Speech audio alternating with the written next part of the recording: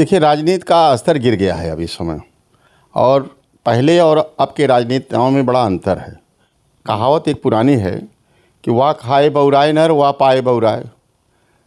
धन दौलत एक ऐसी चीज़ है, वो हर्ष में आकर सब उगल देंगे जी। सब बता दिए ये लोग किस लिए गए हैं, और कोई कमी नहीं। माननीय जी जो है, माननीय अखिलेश जी, इन ब्राह्मण समाज के, क्षत्रिय समाज के लोगों को भी बहुत सम्मान देते थे जी। राम तो कण कण में है, शिव कण कण में है, कौन देता? देवता तो वही जो दे ना, माता पिता और सूर्य देवता, अग्नि देवता, वायु देवता, पवन देवता, जो देता है वही देवता है।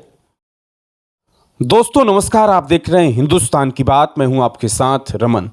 आगामी लोकसभा चुनाव को लेकर हर पॉलिटिकल पार्टियों में उथल पुथल चल रही है। हमारे साथ बातचीत करने के लिए समाजवादी पार्टी के पुराने लीडर, मंत्री भी रहे और समाजवादी सरकार में जिला अध्यक्ष और प्रदेश प्रमुख महासचिव विधानसभा चुनाव में बनाए गए थे राजनारायण बिंद जी। मैं इनसे बातचीत करूंगा आगामी लोकसभा चुनाव को लेकर, और समाजवादी पार्टी में जिस तरह से एक से बढ़कर एक उथल पुथल चल रही, जहां विधायकों की झड़ी लग गई जाने की, उस पर भी चर्चा होगी। बहुत स्वागत सर। आपको भी स्वागत आपका। जिस तरह से आपके पार्टी में देखा जा रहा है बिखराव सर, आपके विधायक लगातार निकलते चले जा रहे हैं, इस बात को लेकर क्या कहेंगे? देखिए, राजनीति का स्तर गिर गया है अभी इस समय। और पहले और अब के राजनेताओं में बड़ा अंतर है।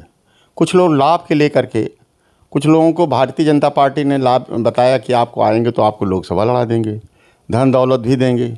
यहाँ प्रधानमंत्री अकेले लड़ने जा रहे हैं और उनकी तरफ से थैला का व्यवस्था भयंकर है। इस चीज़ का कैसे आप पता लगा ले रहे हैं कि लोग लालच में भाग रहे हैं? कोई चीज़ें जो है, कहावत एक पुरानी है कि वाह खाए बउराए नर, वाह पाए बउराए।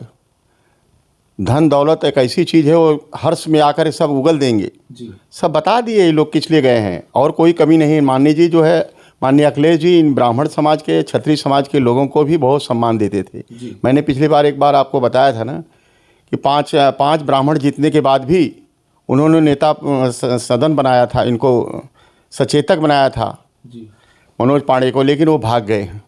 और यह दिखाते हैं कि मंदिर और मस्जिद पे हमको जाने नहीं दिया गया। कौन रोकता उनको भाई?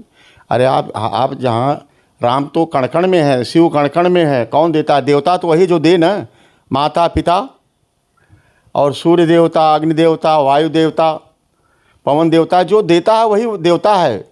जिस तरह से मनोज पांडे समाजवादी पार्टी के बड़े ही गद्दार नेता माने जाते थे, वो कहते थे लोग कि ये मुख्य सचेतक हैं, अखिलेश जी के बाद इन्हीं की चलती है, तमाम बातों को लेकर चर्चाएं थी। अगर इतना बड़ा पोस्ट छोड़ देना और राज्यसभा में कहीं न कहीं भाजपा में वोट दे देना, क्या समझते हैं सर? कितनी बड़ी नाकामी समाजवादी पार्टी समझते हैं? ये लोग तो अपना स्तर गिरा दिए हैं।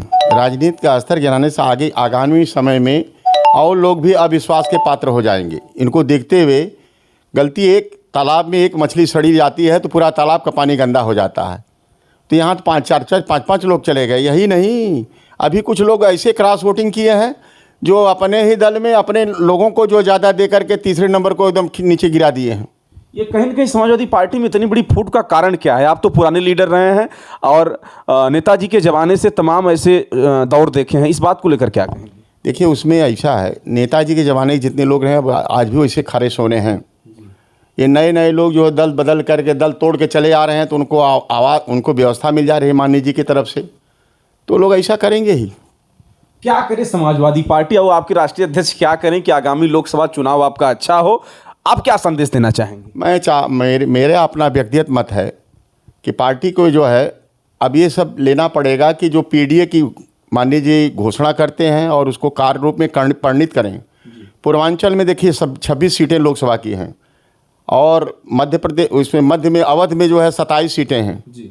और 4 सीटें बुंदेलखंड की हैं और 23 सीटें जो इधर के हैं, बीच की हैं। कुल मिला के 80 सीटें हैं। जिस 80 सीटों में जो है शेड्यूल कास्ट के लोगों को 17 सीटें तो मिलना ही मैंडेट है, लेकिन जो उसमें भी ये परंपरा, इनका मानक निर्धारित करना पड़ेगा कि हम पीडीए के ज़्यादा से ज़्यादा लोगों को, दलित, पिछड़ा और अल्पसंख्यक लोगों को भी रिप्रेजेंटेशन ज़्यादा से ज़्यादा देंगे। विशेष तौर से पूर्वांचल में 44% बैकवर्ड हैं, और बैकवर्ड में देखिए बिहार में भी जनगणना हुई, जाति जनगणना हुई है, उसमें 27% बैकवर्ड हैं और 36% जो है मोस्ट बैकवर्ड हैं। दोनों मिला के 63% होते हैं। यही 63% के लोग जो है ज़्यादा से ज़्यादा दुखी होकर के सब भाजपा को वोट दे रहे हैं।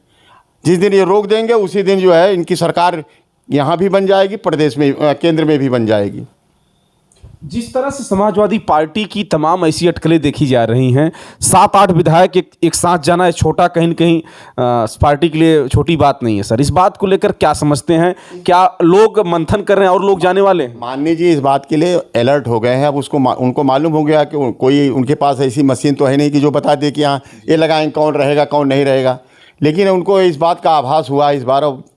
अब ये समझ बूझ करके लोगों को परीक्षण करके ही लोगों को अतिकित करेंगे। गुड्डू जमाली बताया जा रहा है कि बड़े ही आजमगढ़ के तेज तर्राक और कहीं न कहीं बाहुबली नेता माने जाते हैं और समाजवादी पार्टी को उन्होंने ज्वाइन भी किया है।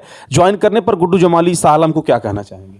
गुड्डू जमाली मैं कहूँगा कि वो बधाई के पात्र हैं कि उन्होंने कि संविधान को बचाने के लिए, देश को बचाने के लिए उन्होंने ऐसा अवसर किया है और माननीय जी का साथ देने के लिए नेशनल पार्टी में इंडिया में आ गए हैं। वो बधाई के पात्र हैं और उनकी मंशा साफ है कि वहाँ आजमगढ़ में और अगल बगल की सीटों पर इसका बड़ा प्रभाव पड़ेगा।